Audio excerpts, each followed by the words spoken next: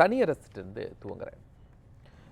அன்புமணிக்கு எதிராக நீதிமன்றம் சென்றாரு அக்கட்சியினுடைய நிறுவனர் ராமதாஸ். நீதிமன்ற அனுமதியோடு பொதுக்குழு நடந்துச்சு. கிட்டத்தட்ட அன்புமணியுடைய கட்டுப்பாட்டுக்குள் வந்துடுச்சுன்னு பார்க்குறீங்களா? நல்ல கேள்வி. ஏற்கனவே இயல்பாக நீங்கள் நடத்துகிற விவாதத்தில் எடுக்கிற தலைப்பை தெளிவாக வினா எழுப்பி நாட்டு மக்களுக்கு அந்த சந்தேகத்தை போக்குறது வழக்கம்தான். அந்த அளவில் இன்றைக்கி அந்த பாமக அன்புமணி தலைமையில் இன்று நடந்த அந்த பொதுக்குழு முழுக்க கட்டுப்பாட்டில் வந்த மாதிரி ஒரு தோற்றத்தை இந்த பொதுக்குழுக்கு பிறகு ஒரு தாக்கம் இருக்கிறத நான் உணர்றேன். சரிதான். ஆனால் இயல்பாக அப்படி ஒரு மாபெரும் இயக்கம் பாட்டாளி மக்கள் கட்சி, அதில் நமக்கு ஒன்றும் மாற்று கருத்து இருக்க முடியாது. இந்தியாவிற்கே சாதிய இயக்கங்களில், அதாவது ஒரு வலிமையான மூத்த இயக்கம், அதில் தமிழ்நாட்டில் சமூக சாதிய இயக்கங்களுக்கு ஒரு தாய் இயக்கமாக பாட்டாளி மக்கள் கட்சி, அதில் மருத்துவர் பெரியவர் ராமதாஸ் ஐயா தான்.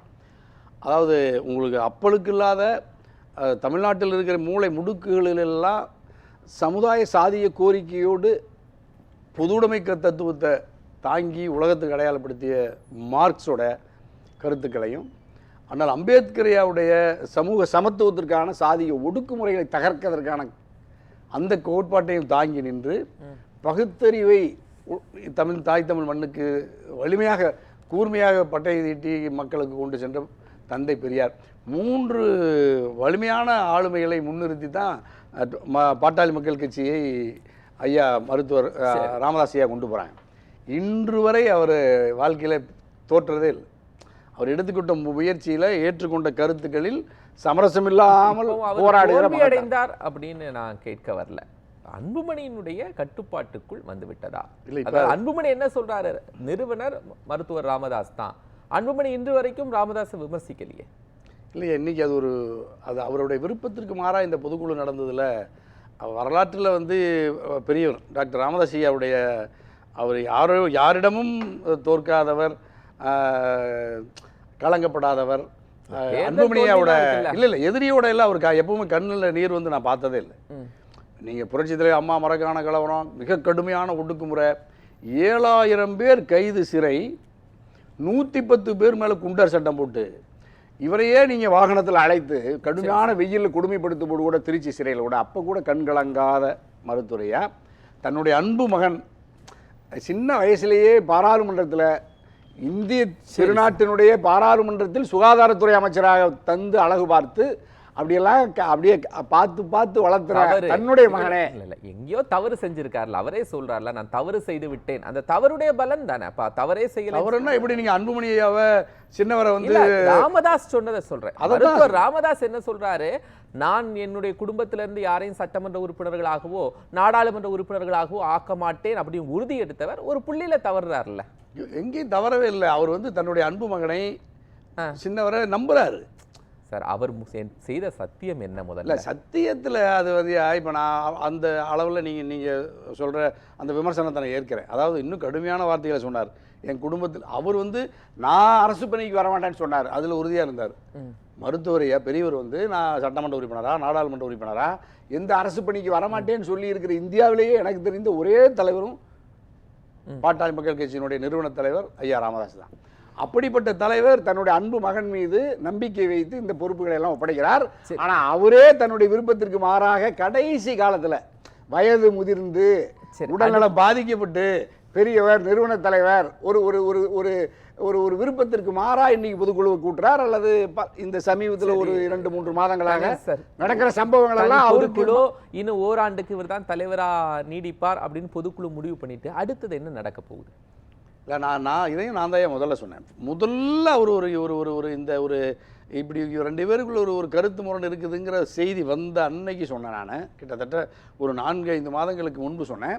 இது ஒரு வலிமையான எதிர் முனையில் ஒரு 2 அணிகளாக அது செயல்படும்னு அன்னைக்கு சொன்னேன். அப்படி அதை எதிர்பார்த்து சொன்னேன்.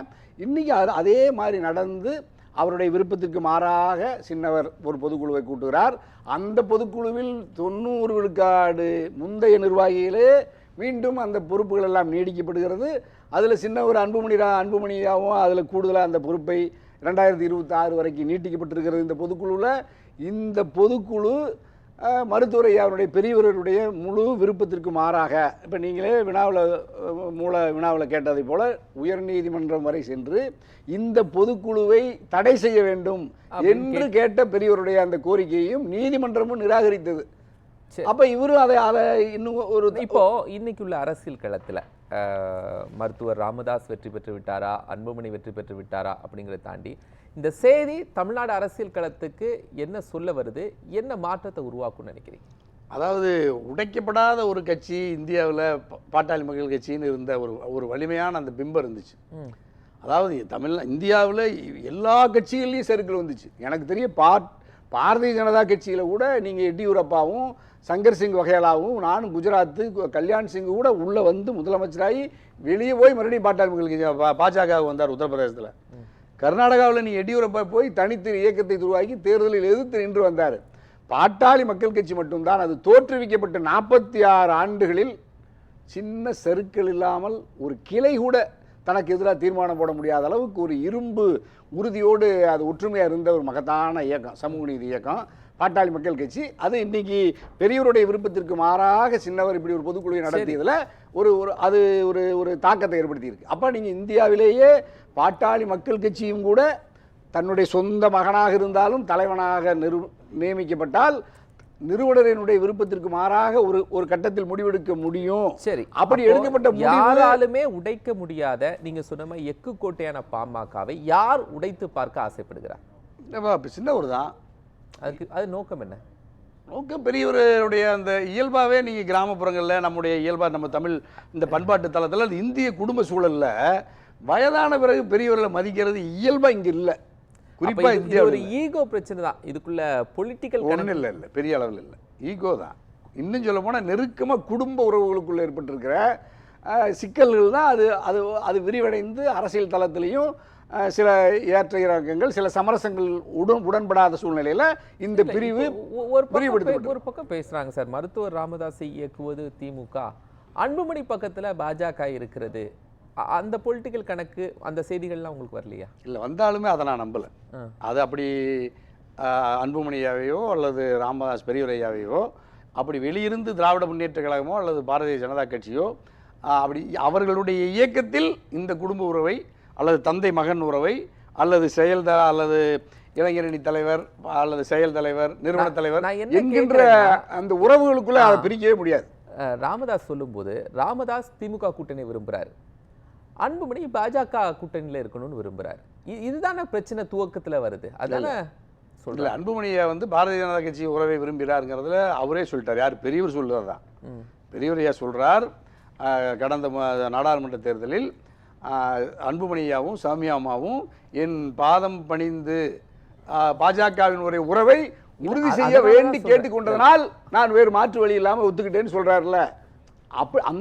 அந்த தளத்திலிருந்து தான் இப்போ நீங்கள் நம்ம கேள்வியும் மக்கள் மத்தியில் இருக்கிற கேள்வி என்ன வருதுன்னா, அப்போ ஒரு கால் மருத்துவரையாவை பொறுத்த வரைக்கும் பெரியவரை பொறுத்த வரைக்கும் பாரதிய ஜனதா கட்சியினுடைய உறவை விரும்பாததை போலவும், சின்னவரை பொறுத்த வரைக்கும் அன்புமணியை பொறுத்த வரைக்கும் பாரதிய ஜனதா கட்சியை உறவை உறுதி செய்தது போலவுமான ஒரு தோற்றம் இருக்குது.